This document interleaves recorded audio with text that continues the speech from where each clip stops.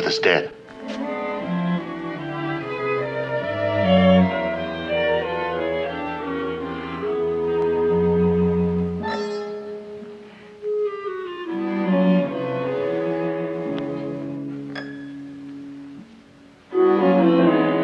Tessa, give me the gun.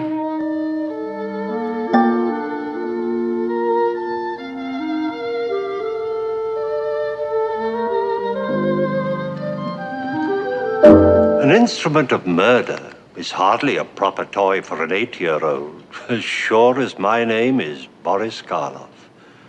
And this instrument casts an evil shadow even beyond the death it has caused. And upon it is the mark of the hand. That's the name of our story, based on a novel by the celebrated Charlotte Armstrong. Our principal players are Miss Mona Freeman, Miss Jessie Royce Landis, Mr. Shepard Strudwick, Miss Rachel Ames, and Mr. Judson Pratt. Let me assure you, my friends, this is a thriller.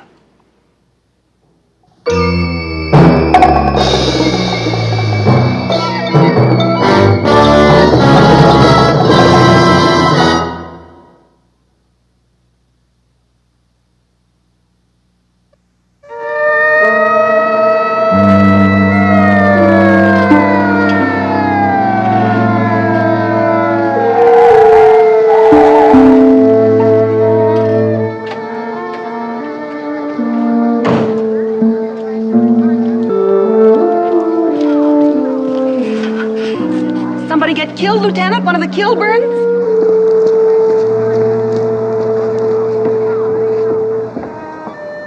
How'd the bullet enter? Straight up. Shattered some of the crystals. The other bullet, Doc? Through the back. Thanks. It's my pleasure. Come on, boys.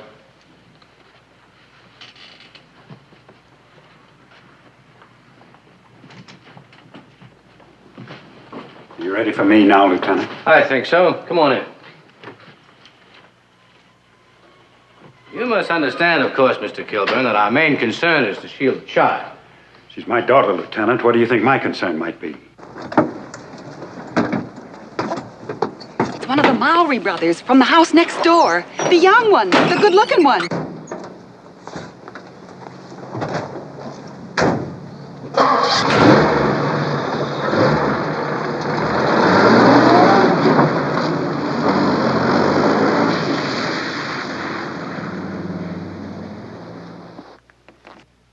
Has she ever been under psychiatric care?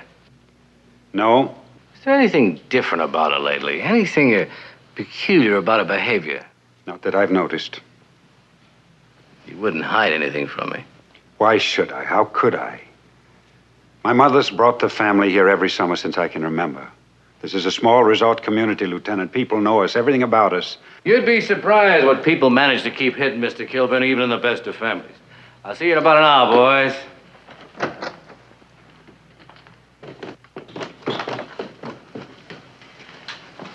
Thanks, Fred. Oh, Mr. Kilburn. Betty, this is Lieutenant Gordon. Miss LaFollette, Lieutenant. She divides her time between Tessa and my mother. Hello. How do you do? About Tessa, Mr. Kilburn. She's in shock. She's under sedation, Betty. Just stay with her, please. I'm frightened for her. I know, we all are. Please, go up and stay with her and... Betty! Betty, do you hear me? Betty! Go up and see what she wants, but she's not to come downstairs. Do you understand? Betty! You come in, please.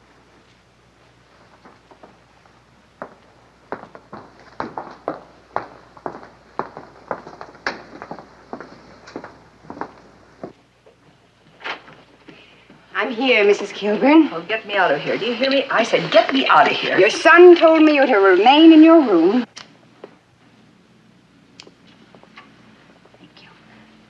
I'm always up at the crack of dawn. Habit, I guess. Do you usually entertain at 8 o'clock in the morning?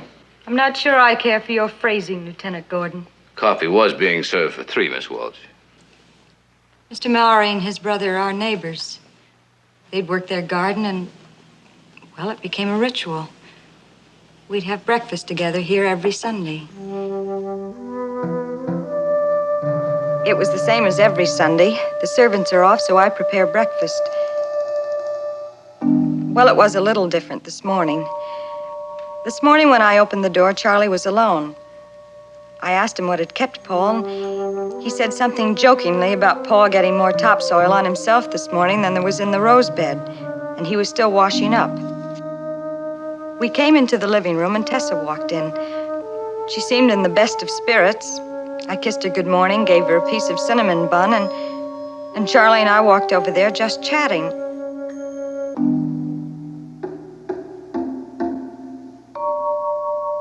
The next thing I knew, she had the gun cabinet open and was playing with that gun. She'd done it before, and Douglas had been furious. She tried to turn away, and it went off somehow. It hit the chandelier, and he turned, and it went off again, and Charles...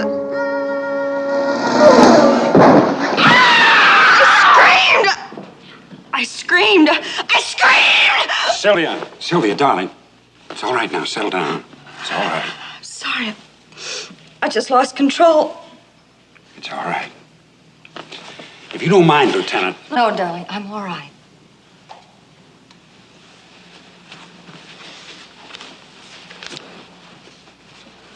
You say your daughter had played with the guns before? I'd found they'd been handled one night, and no one else had been in the room except Tessa. You accused her? Well, yes, I did. She'd lied before about things that we both knew that she'd done. And I just couldn't understand how a normal little girl would... You think she's normal? What a horrible thing to say. Is she? Do you think she's normal? I can't answer that. I'm not a doctor. Let's get back to the gun. She denied touching it? That's right. But the thing that really upset me was... I'd found the key to the gun cabinet in her room, and she knew it. And in the face of all that, She still lied about it. She didn't lie about it. I told Douglas it was child's fantasy, storytelling. Mr. Murray. Yes? The 2 shots and the rest of it. You heard all this, too? I saw it, Lieutenant. I was almost at the door. It was locked, you remember? Yes. Why was the door locked? since Tessa trampled my prized flowers, I'd ordered it locked. Did she admit to this? No, but her footprints were clearly outlined in the flower bed. Obviously, this child is not to be trusted. That's not true. The child's had little guidance. Her grandmother is old and sick. What about Miss Fowler? Betty's just a college student. She's going back to school as soon as we leave for the city. There's been a long succession of nurses and governesses. Well, what can you expect of the child? That's why Sylvia's been our house guest this summer. We plan to be married in a month or so, and then she'd devote all the time that's needed to Tessa and her problems.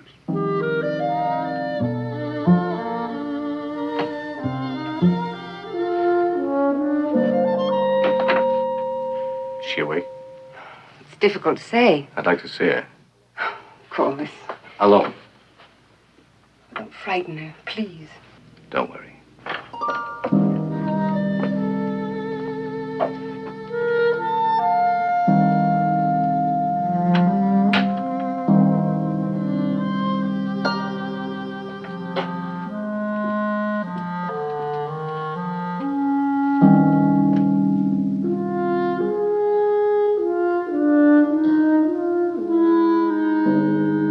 I see you like parakeets. I like him too. What's his name? Or should I say hers? I wish there was some way you'd talk to me, Tessa. I'd like to have you trust me. Wouldn't you like to tell me what happened? Are you a psychiatrist? No. No, I'm a policeman. Oh, You're not afraid of me, are you? no. That's good. Now, wouldn't you like to tell me what happened today? I won't tell you anything. I want you to deliver a message to my family. Message? Yes. What is it? I'm never going to speak again. Why, Tessa? Are you angry with them? Is that why you won't speak to them again? You don't understand. I'm never going to speak to anyone. Why, Tessa? Because it's nothing but trouble for kids. Speaking's for grown-ups. It doesn't matter what they say. But for kids, no. No matter what, I'm never going to speak again.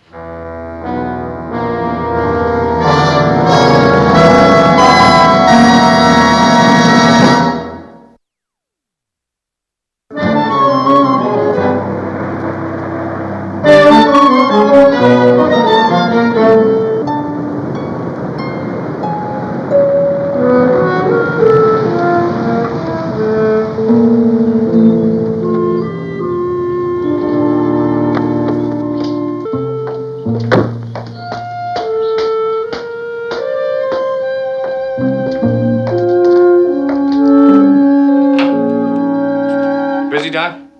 Just a couple of minutes. What do you see? All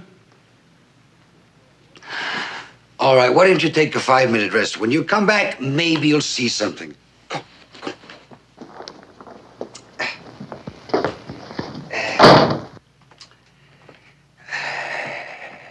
Amnesia. If you saw his wife... Have you seen the Kilburn girl? Yeah, little Tessa, yes. Did she speak to you? No. She has not spoken for 2 days. But that is not unusual. I have seen cases like this where they don't speak for a month, 2. Maybe a month in a state hospital under observation. Oh, Doc, I can't wait a month. This is not a case where a child has lost the power of speech. She has just decided not to talk. Well, isn't there some way we can make her talk? You beat her, maybe, huh? This child has had a traumatic shock. Another shock would cause damage beyond repair. But I need her testimony.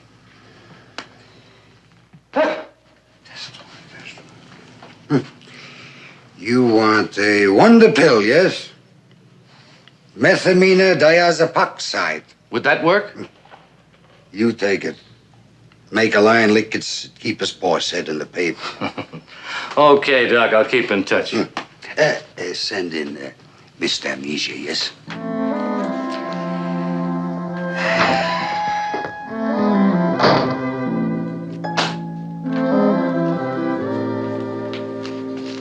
I want to make on all those people right now. Douglas Kilburn, Charles Mowry, Paul Mowry, Sylvia Walsh. What about the old lady? Be my guest. Try them all, but get the information as fast as you can. Any special hunches where? No, FBI, New York police, go the route. Try this in Washington, D.C., New York, Chicago, Detroit. If the rest of you would leave us, I'd like to speak to Mrs. Kilburn alone. Thank you. I wondered how long it would be before you got around to suspecting me. Suspecting you, Mrs. Kilburn? Don't you think it was an accident? It was not. That child didn't shoot him. Tessa's never fired a gun in her life. The mark of her hand was on the pistol. She didn't do it. I'm old and spoiled and a nuisance because I'm ill, but I know the people in my little world, and I know that 8-year-old child. And I tell you, she did not do it. May I? Oh, help yourself. The whiskey's on the left. Water, thanks. Water? Do you know why the child won't speak? No. You think she's mentally sound? Yes.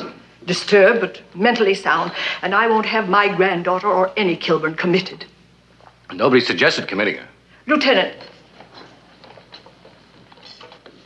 I love that child. What are you looking so stupid about? Mrs. Kilburn, everyone suggests such great love for Tessa. But no one in this house ever came right out and said it, except you. You know that? Everyone just took it for granted that Tessa fired that shot. Is there anything wrong with her, Mrs. Kilburn? No, of course not. She's been under psychiatric care before. That's not true. She asked me if I was a psychiatrist. Now, an 8-year-old doesn't know the meaning of the word, unless she's been in contact with one. I don't know anything about it. Then who does? I suggest you ask my son. I already have. He claims to have no knowledge of it. Then you have your answer already. Mrs. Kilburn, I suggest you consider telling me the whole truth.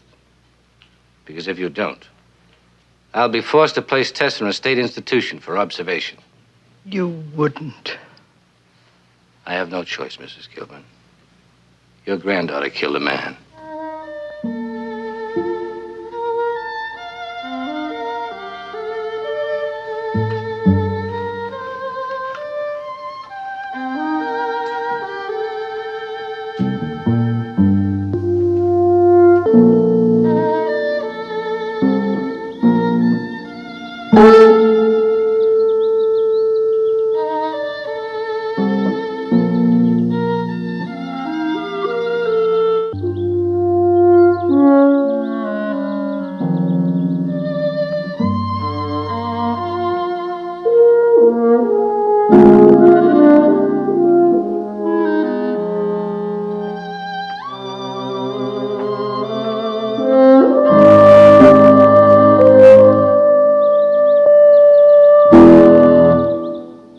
What have I got for clues? Fingerprints? Tessa's on the pistol. Miss Walsh and Mr. Mowry's all over the table. Tessa's are the only ones that tell us anything. That we already know. Can't you trust me, Lieutenant? The last time I trusted a pretty girl your age, well, that's a story I only tell when I'm in my cups. Please, Lieutenant. This is serious. Far more serious than you might imagine, Miss Follett. When Charles Mowry was shot, his brother couldn't have possibly got there fast enough to see it happen.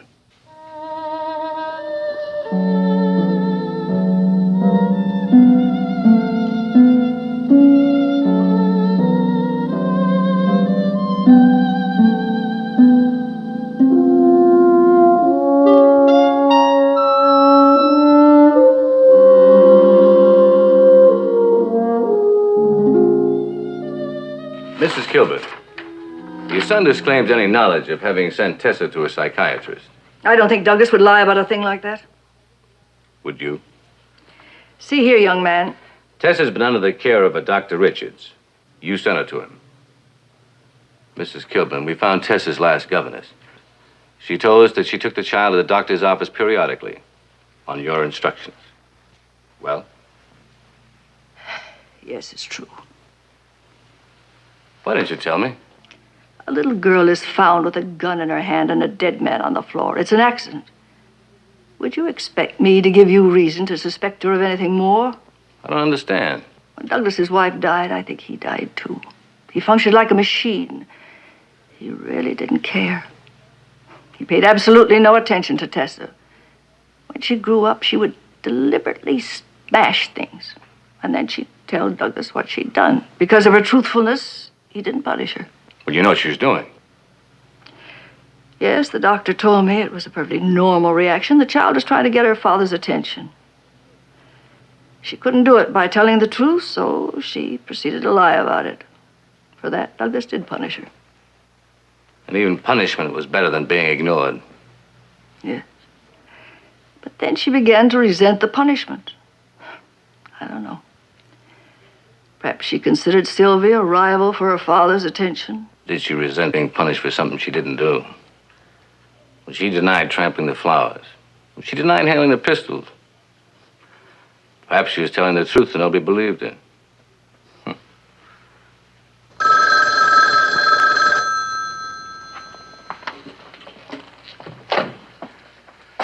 Yes? Oh, put him on. Yes, Mr. Mowry. I'd like to talk to you, Lieutenant. Please, let me talk to you. When? 8? Here? Good.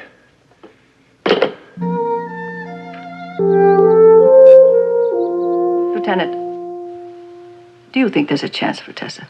Yes. If she tells us what really happened. If not, you know what I have to do. Oh, I thought you were alone, Lieutenant. Excuse me, Mrs. Kilburn.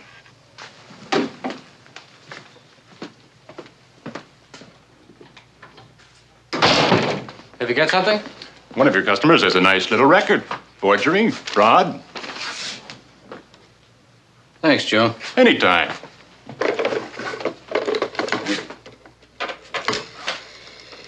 Give me the Kilburn house.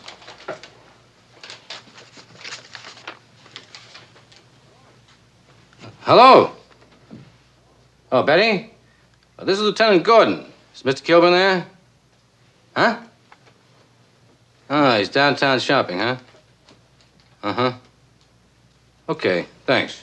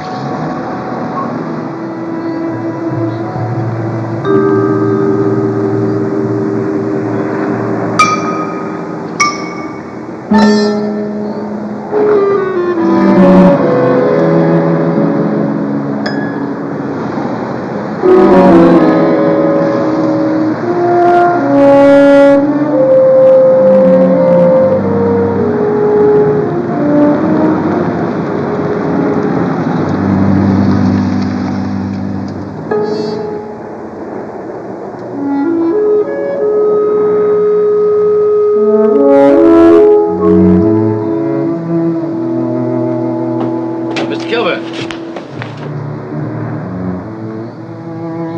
Got something I want to talk to you about. This is a report that just came in.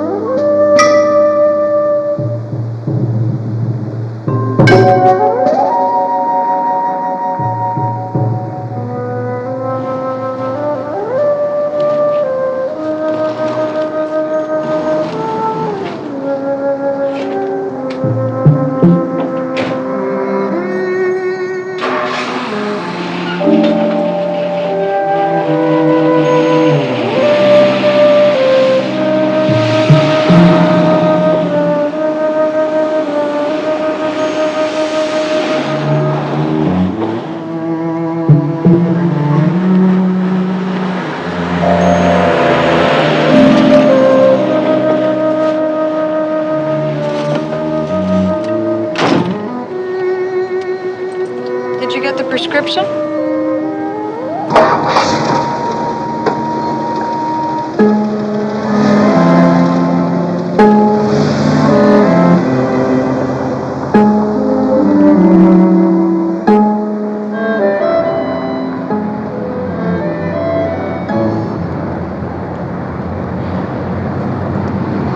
What's the matter, Douglas? I don't know how to begin. Begin what, dear? Did you know Charles Mowry before we met? Is that what the detective told you? I'm asking you, did you? You don't have to get angry. Did you know he served a term for forgery and another for fraud? No, I didn't. It was an accident, wasn't it, Sylvia? Why do you suppose a policeman starts to investigate an accident? I don't know, Douglas. Because of discrepancies. When you told Gordon what happened, you said the first shot hit the ceiling, but I remembered afterwards. It was the second shot that hit the chandelier. I guess I was upset. I must have made a mistake. Did you know Mowry before? Answer me. All right. Yes, I did. I wanted to tell you, but I was afraid to. Afraid of what? Of Charles. You don't know what he was capable of. We were engaged once, but I broke it off. So he followed me here. Don't you see? I had to pretend that we just met. Why? Because I love you, Douglas. I don't want to lose you. I don't know what I'd do if I lost you. I might as well be dead. Look out!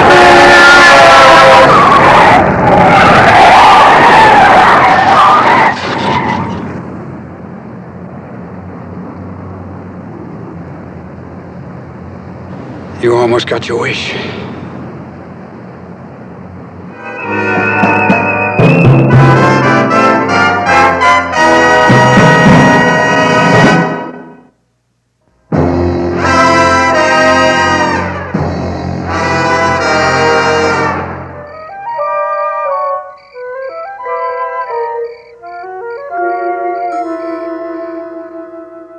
Is Douglas still upstairs with Tessa? No, he took a tray up to her, but she refused to eat, so he brought it down again.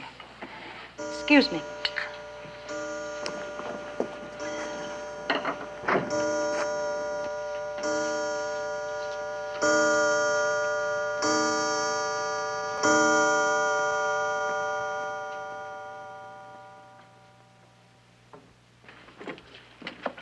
I hope you forgive the drawn shades. It's because of that little girl.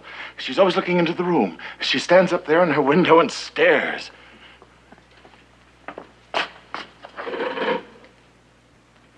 Well, she's not there now. Well, what do you want to talk about, Mr. Murray? No, across the garden.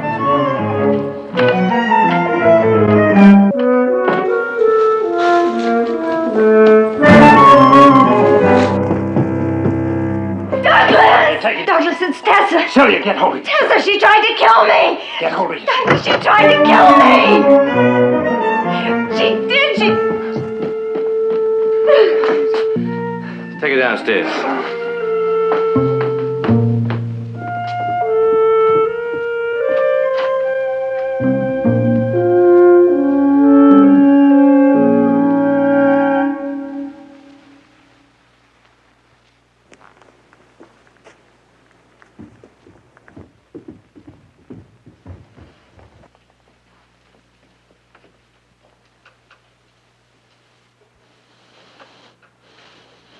I think you better stay with her. I don't understand. She tried to kill me. I don't know, darling, but you mustn't let it upset you, sir.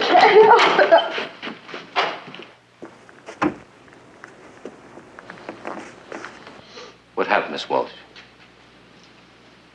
Well, she tried to kill me. I was taking some dessert to her room. When I walked in, she had that knife under her pillow and... Where did she get it? Douglas, you took her tray, didn't you? Yes, but I took it back downstairs with me. I'm sure I did. Well, maybe she stole it from her lunch tray and waited until I walked... Miss Walsh, are you sure? Are you absolutely sure that this child threatened you with this knife? Well, of course I'm sure. Don't you believe me? I'm sorry. Well, I can't say I blame you. After that ridiculous story I told when Charles was killed. Are you saying you lied about what happened to Charles Mowry? Yes. Then Tessa didn't shoot him. Yes. Tessa did shoot him. What I'm trying to say is that it wasn't an accident. She did it deliberately. As long as my story was accepted, I didn't mind, but, well, obviously it wasn't. I almost lost Douglas because of it. And I almost lost my own life. The child's insane. What are you saying? I'm sorry, Douglas. I can't pretend it was an accident. Tessa knew what she was doing. She shot Charles Mowry deliberately.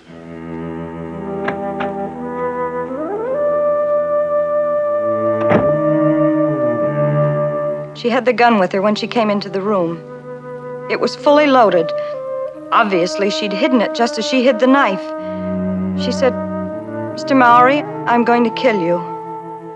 Charles thought she was playing a game.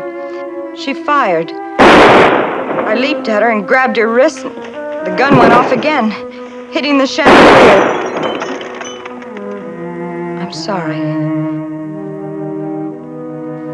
I'm sorry. I didn't want to tell the truth for Tessa's sake. And you, Mr. Murray, you saw all this too? No, he heard the shot just like everybody else and came running. I told him to just back me up no matter what story I told for Tessa's sake, and he agreed. Oh, Douglas, we were just trying to shield that child. It was a mistake. Is this why you called me, Mr. Murray? Yes, yes. Just what Sylvia told you. I was going to. Just what Sylvia told you. Stay here, all of you.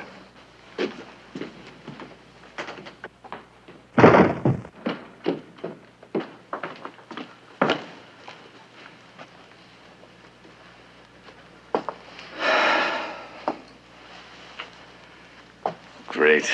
I really fixed it up great, didn't I? Yes, I heard. You know what this means, don't you? Up until now, I could have reported Maury's death an accident.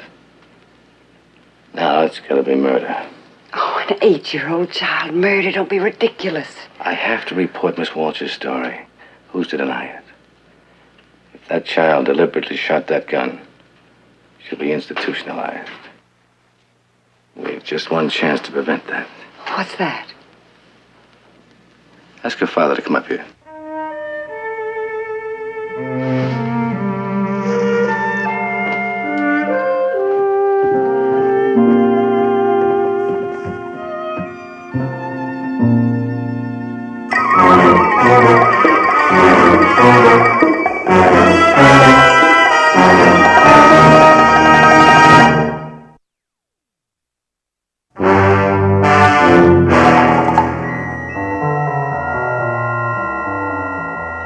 Sit down, Paul.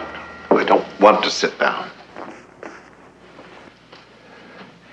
What are you looking at, Miss Follett? Nothing. Paul, please sit down. Look here, Miss Follett. For 1 week, I've had that child staring at me from her window. I will not have you staring at me, too. What do you find so fascinating about my hands, anyway? Paul, for heaven's sakes, leave the girl alone. We're all under a strain. They've been up there for a long time. Don't you understand, Tessa, that even an accident is serious enough? But now we've been told that you deliberately shot Mr. Maury. And that's far more serious. Tessa, listen to me. She's exhausted, Gordon. Why don't you let the... I'll let that child do whatever she wants, after she tells me what happened. Tessa, was it an accident? Did you shoot him at all? Was the gun placed in your hand? Did you see Mr. Maury lying on the floor when you walked into the room? Tessa, answer me! Stop badgering the child. You're afraid of what she might tell me, Mr. Kilburn? Do you know what I'll have to do if you don't talk to me, Tessa? Do you know, Tessa? Was the gun placed in your hand? Did you see Mr. Maury lying on the floor when you walked into the room? Tessa, answer me! That's enough, Gordon. Let her alone. You keep out of She's this. my daughter, and I said let her Now, alone. you listen to me, little girl. Oh.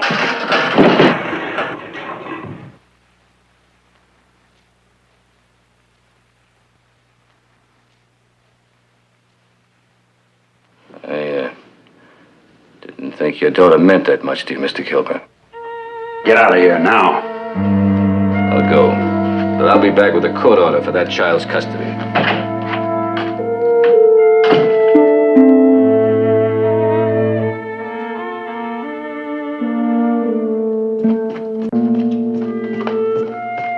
Did she speak, Lieutenant? Did Tessa speak? No, she didn't. What are you going to do? What I should have done days ago. You're not going to send that child to a state institution. I have no choice. Good night.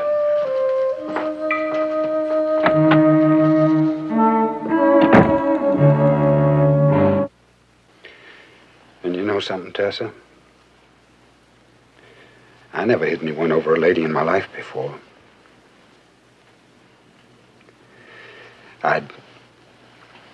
I'd like to try to explain something to you. You don't even have to listen if you don't want to. Things just haven't been right for me since your mother died. I didn't mean to make you suffer, too. Try to understand this. It might help. I know I haven't paid very much attention to you, but then I haven't paid very much attention to anyone or anything.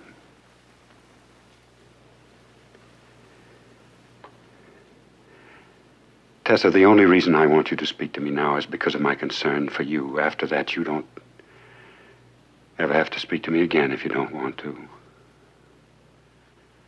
But I want you to know that I don't believe you shot that man. I don't believe you attacked Miss Walsh. And about the flower bed. Footprints aren't such a proof of anything. They could have been planted there. Hey, that's funny. Footprints planted in the flower bed. Footprints can be planted just as well as fingerprints, my darling. Tessa. Tell me, Tessa, whatever it is, I'll believe you. Because I'm your father. And because I love you.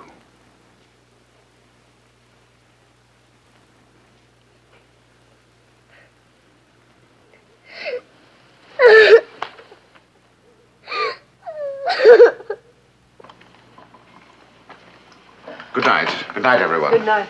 Good night, Paul.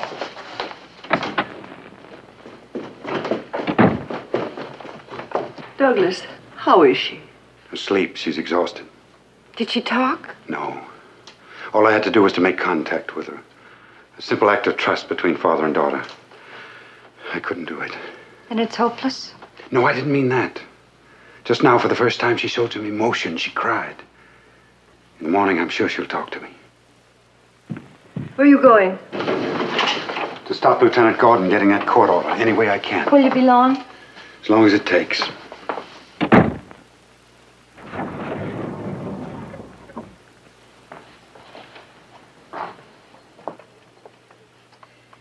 Betty, why were you staring so at Paul Mowry? What did you see on the table? I'm not sure, Mrs. Kilburn. But you did see something. Yes. Why didn't you tell Lieutenant Gordon? Because I couldn't connect it until now. Connect what? Lieutenant Gordon told me among the worthless bits of evidence he was trying to piece together, there were some fingerprints. Whose fingerprints? Paul Mowry's. There were 3 sets of Paul Mowry's fingerprints on the table. What of it? He was outside the door when I entered the room. I saw him break in and go straight to the body of his brother. He never touched a thing in that room. Are you positive? Yes. Don't you see, Mrs. Kilburn? That means that Sylvia's second story is also untrue. It means that Paul Mowry was in the room earlier that morning. He had to be. He was there before he broke in. Now, Lieutenant Gordon couldn't have known that. He naturally assumed that Paul Mowry touched the table after his brother was killed.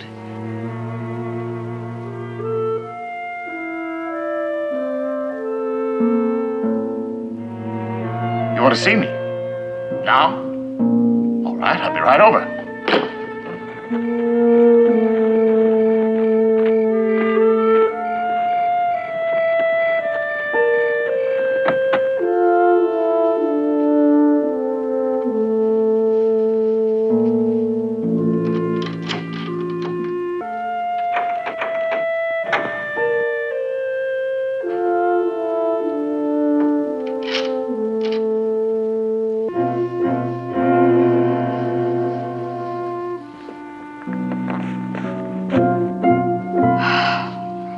You frightened me. I saw Miss Follett leave. Where did she go? I don't know. She just ran out of here. Sylvia, she knows something. I'm sure she knows something. The way she kept looking at me. Oh, get a hold of yourself, Paul. Who's in the house? Tessa, the old lady upstairs. What was Lieutenant Gordon doing at your house when that child attacked me with the knife? He dropped in to question me. No, you sent for him. Why, Paul? Sylvia, I can't take any more of this. I will not burn for you. Nobody's going to burn. I was willing to go along with you and my brother when it came to fleecing Kilburn. A fast marriage, a quick divorce, and a big settlement to divide among the three of us. That much my conscience could live with. But murder? No. Obviously, you haven't told this to Lieutenant Gordon. No. We just come into my study when we heard you scream. Your luck held, Sylvia. Your luck held too, Paul. What do you mean? You put the gun in the child's hand. I didn't. Yes, but you stood by to back me up. I didn't kill Charles. I had no idea that he intended to divulge the entire scheme to Douglas. I had to stop him from doing that, didn't I, Paul? He said he was doing it for love, Paul. For love of me. He didn't want me to marry Douglas. Not even for one day. Now, what do you think of that?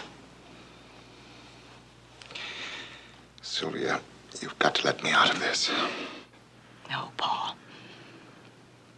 And if you ever feel talkative again, just remember this.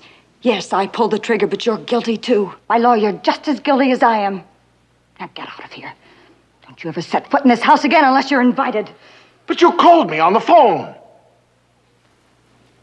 What? Didn't you? No. You did. You said... Up.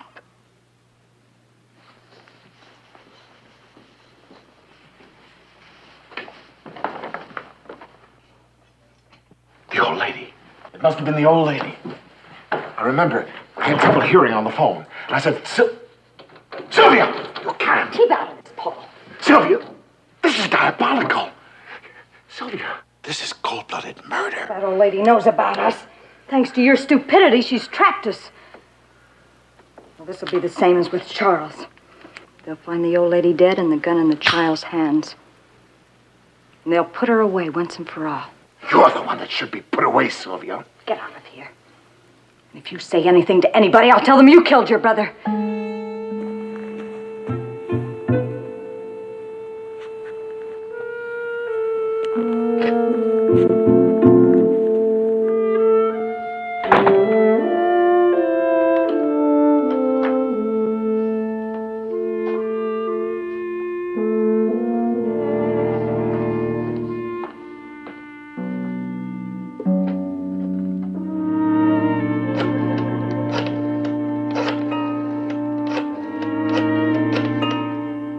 Time is 10:23. The time is 10:23 and 10 seconds.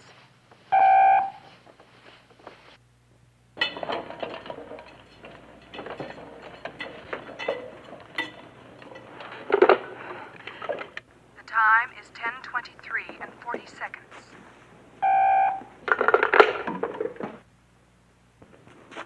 The time is 10:23 and 50 seconds.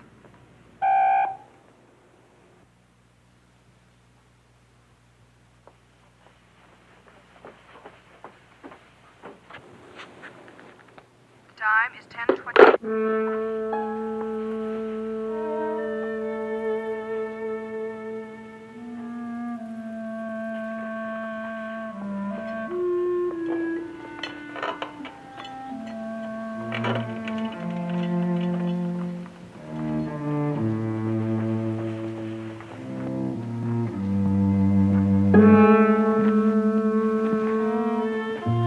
I'm here, Sylvia, waiting.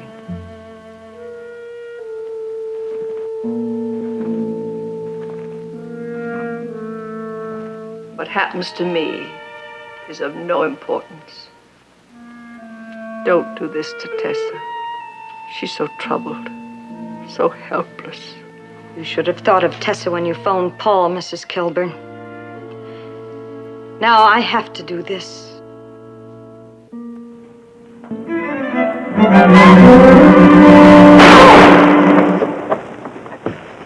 Let go of me. Let me go.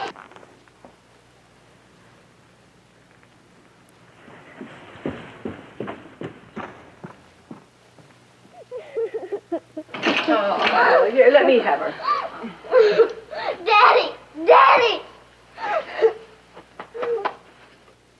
You mean to say that you were in this house all the time? Right here with Tessa. We used the outside stairway to get back in. I'm furious. I thought I was on my own. She all right? She's a Kilburn. Of course she's all right. I understand you're responsible for this trickery. Do you realize I might have been killed? Mother, nobody asked you to telephone Maori and impersonate Sylvia. Well, that's no excuse for this policeman to lie about a court order. Well, let's just say it was a cover story to compel a disagreeable old lady to help me smoke out a murderer. Well, Betty here was my accomplice. She told the crucial part of the story to you. Betty, is that true? Well, yes, ma'am. You're fired. Fired? Oh, no! Oh, anyone who could fool an old crow like me is dangerous. You'll have to learn all my secrets. From now on, you'll take charge of Tessa exclusively. Now let's get out of here and leave my son alone with my granddaughter. I thought I just fired you. Lieutenant Gordon will see me to my room, won't you, Lieutenant?